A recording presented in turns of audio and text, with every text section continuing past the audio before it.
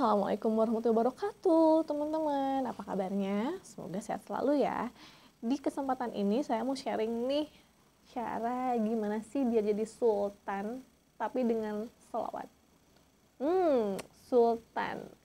Kalau dengar kata-kata sultan itu berarti ingetnya sama artis-artis kaya, artis-artis yang mobilnya mewah-mewah, rumahnya banyak, liburannya ke luar negeri.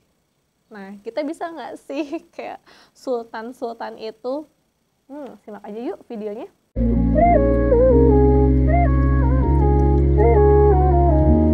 Oke teman-teman, sholawat auto jadi sultan. Sholawatnya, sholawat apa aja? Dan gimana sih caranya biar kita jadi sultan gitu ya? Sultan dalam artian bahwa segala yang kita pengen ya mudah terjadi, apa yang kita pikirkan yaitu bakalan kok terjadi dalam diri kita gitu. Apa yang kita pengen bakalan datang, apa yang kita mau kita bisa beli. Nah itu sih auto jadi sultan ya. Tapi kalau dalam bersolawat bisa nggak? Bisa dong, pasti bisa, nggak ada yang nggak mungkin. Caranya gimana?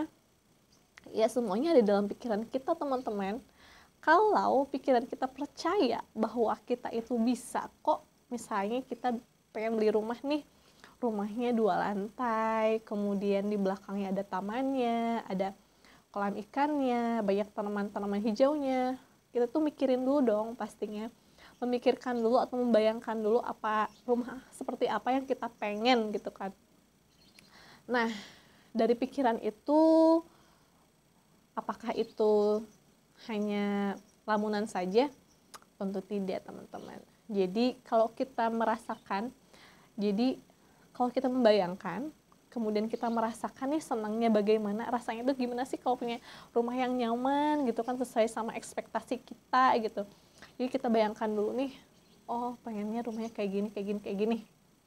Nanti bangunannya pengennya di pinggir jalan deh biar strategis, atau misalnya deket pasar deh biar gampang ke pasarnya, atau misalnya deket sekolah deh biar deket ke sekolah. Jadi ya dibayangkan aja dulu teman-teman. Itu bukan ngelamun loh. Kalau ngelamun itu bedanya ya bengong aja gitu tanpa memikirkan bagaimana cara itu supaya terjadi.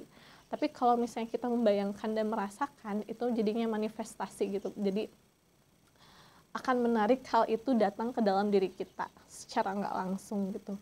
Dan memang saya pernah memikirkan terus-menerus dan kejadian. Itu sih sering banget ya teman-teman. Jadi ya coba aja dulu menarik hal-hal yang lebih besar lagi. Waktu itu saya memikirkannya itu adalah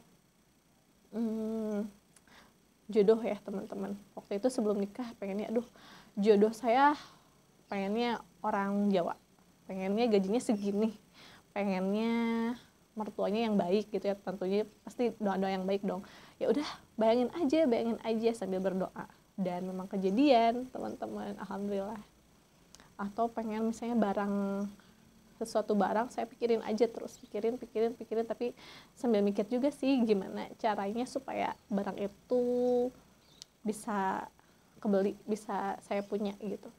Jadi awalnya itu dari pikiran dulu teman-teman, dibayangkan, tapi dibayangkannya itu dengan perasaan yang memang seperti sudah terjadi teman-teman. Dan ya terbukti bahwa pikiran itu sangat luar biasa. Pikiran kita itu sangat dahsyat teman-teman. Makanya nih kalau ada pikiran negatif lewat, hindari. Langsung deh ganti ke pikiran-pikiran yang positif, pikiran-pikiran yang menyenangkan gitu kan.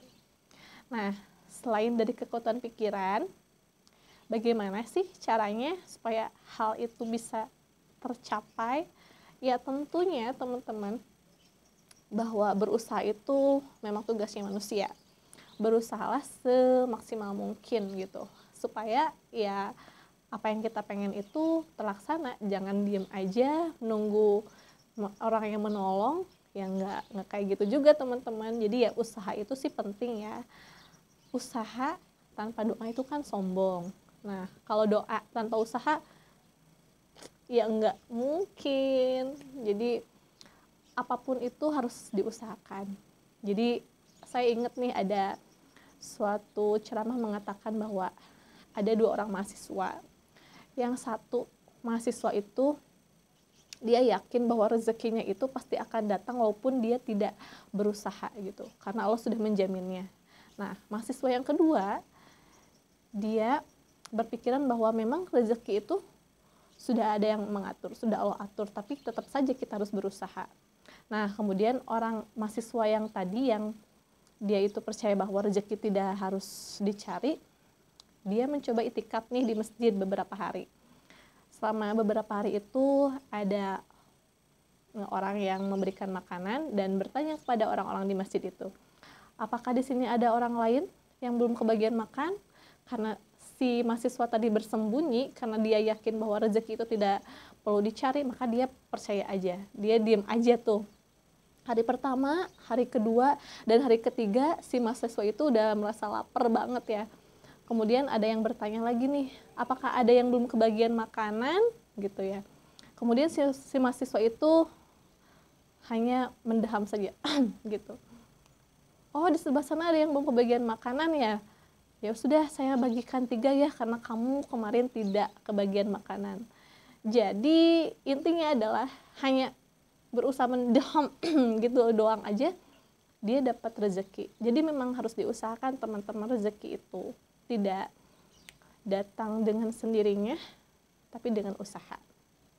Nah, teman-teman, dan yang lebih penting dari semua itu adalah selain usaha, berdoa, yakin, dan minta pertolongan Rasulullah melalui perantara sholawat, teman-teman. Kenapa sih kok dari sholawat bisa memudahkan doa kita diijabah? Karena memang doa atau ibadah yang tidak pernah Allah tolak adalah bersolawat, teman-teman. Apalagi kalau misalnya kita nih bersolawat, Allah pun juga bersolawat, saking dahsyatnya solawat. Dan memang seperti itu, teman-teman. Jadi kita itu istilahnya mendekati Rasulullah gitu supaya ya doa kita itu diijabah. Jadi dengan caranya ya bersolawat gitu ya, tidak ada henti-hentinya mendawamkan solawat. Tapi kenapa sih belum aja kejadian apa yang aku pengen itu belum terlaksana padahal udah solawat? Ya sabar aja teman-teman, karena proses itu tidak akan mengkhianati hasil kok. Kalau kitanya sabar, kitanya ikhlas dalam bersolawat gitu ya, tidak hanya menginginkan doa kita terkabul, tapi memang kita pengen dapat syafaat nih nanti di hari akhir, karena memang kita ingin beribadah gitu ya kepada Allah dengan bersolawat gitu. Jadi ya memang harus sabar, tidak ada yang instan kok, semuanya butuh proses.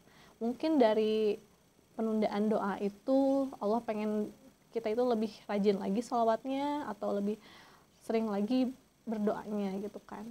Nah jadi sholawatin aja terus teman-teman. Misalnya nih lihat mobil yang keren, oh subhanallah, Allahumma sholli ala sayyidina Muhammad. Semoga orangnya di dalam mobil itu dilimpahkan rezekinya, dimudahkan segala urusannya gitu. Jadi kita mendoakan orang lain juga otomatis kok itu doanya bakal balik lagi kok kepada diri kita sendiri gitu.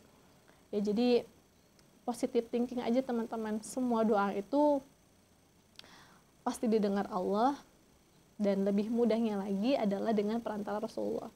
Sering-seringlah bersolawat, walaupun misalnya doa kita belum langsung diijabah, tapi pasti kok Allah mencatat amal ibadah kita selama bersolawat, teman-teman. Jadi bersolawat, berdoa, berusaha. 3 tips itu auto jadi sultan loh. Ya enggak sih? Nah, teman-teman terima kasih ya udah dengerin video ini. Semoga bermanfaat. Jangan lupa di like, di subscribe. Assalamualaikum warahmatullahi wabarakatuh.